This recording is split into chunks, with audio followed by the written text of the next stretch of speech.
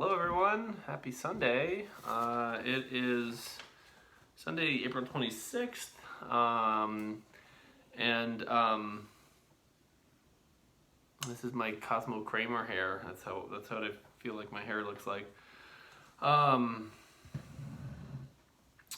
Yesterday I dedicated a poem to my seniors, my AP Lit class by Toni Morrison, and I was thinking about my sophomores too. Obviously I miss all of my students like greatly. It's I can't even like joke about how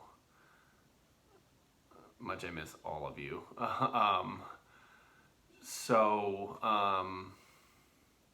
Yeah, I miss you guys. So this one's for my sophomores, and it's by Bradbury, who all of you should know.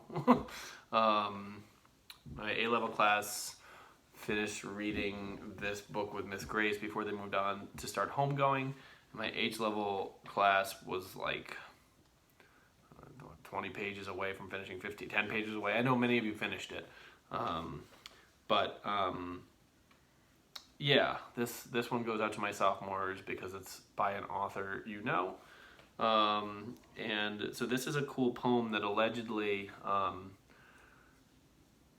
allegedly, it's a poem Bradbury delivered in like a big Jet Propulsion Labs conference the night before one of the earlier Mars, I think Voyager or something like that, reached Mars. I think it was like November 12th, 1971 maybe. There's a video of him reading very casually and with his acerbic wit, and it's a great video. And it's one of those poems where the text of the poem is usually very poorly translated, very poorly copied online.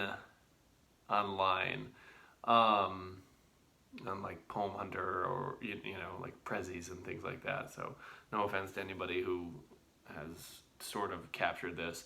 I was able to so I remember hearing this poem, which is cool because in the video he talks about like how he's able to like wrap his philosophy into this poem. And he also jokes before he delivers the film, or delivers the poem, he jokes about like, you're in this room with me and so you can't escape, which I think is kind of cool too. He's the original video of him reading it is just wonderful, because you know he's gesturing and he's calm and he's sitting next to, I think, maybe even like Arthur C. Clarke and a bunch of other, you know, like very, very, very like hugely important scientific minds, you know, NASA and science writers and things like that. And he tells a couple funny anecdotes and things like that. But I was able to kind of confirm the text of the version he read when I was like looking for a reliable source online. Apparently he and his wife would send out something he had written as like their Christmas greeting every year. And so the text for this poem, which he delivered in 1971 at that symposium, I guess, that celebration, he added a little bit to it, but I guess it was his 1988 Christmas card, which he had like signed to people. You know, he and his wife had signed and sent out. And so I used his, you know, the version that he had signed and sent out. I matched that up with the version that he read. There are newer lines in the 1988 version, but this is the 1971 original version. So in any event, this is Ray Bradbury's poem about reaching Mars finally, for real, not in the world of science fiction. And it's called If Only We Had Taller Been. The fence we walked between the years did balance us serene. It was a place half in the sky where, in the green of leaf and promising of peach, we'd reach our hands to touch and almost touch the sky. If we could reach and touch, we said, 'twould teach us not to, never to, be dead. We ached and almost touched that stuff. Our reach was never quite enough. If only we had taller been and touched God's cuff, his hem, we would not have to go with them who've gone before, who, short as us, stood tall as they could stand and hoped by stretching tall that they might keep their land, their home, their hearth, their flesh and soul. But they, like us, were standing in a hole. Oh, Thomas, will a race one day stand really tall across the void, across the universe and all?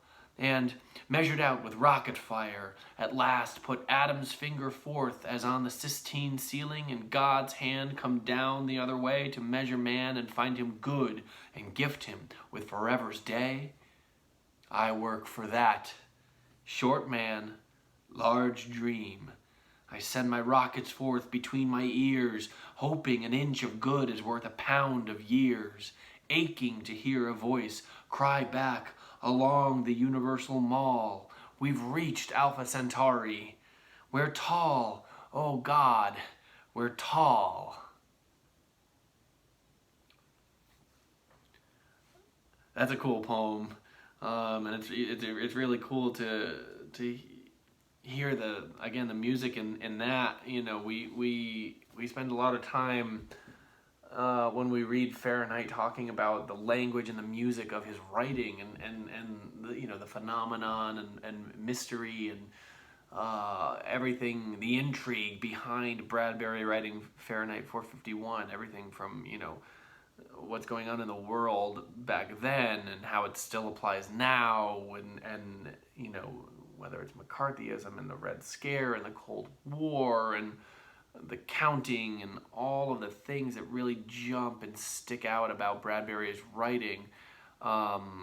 It's condensed in this short little poem, and it's a joy to read something that's not, he's not famous for this necessarily, of all the things he is famous for. And I'm happy to bring it to you and share that and read it for you. So I hope you enjoyed that.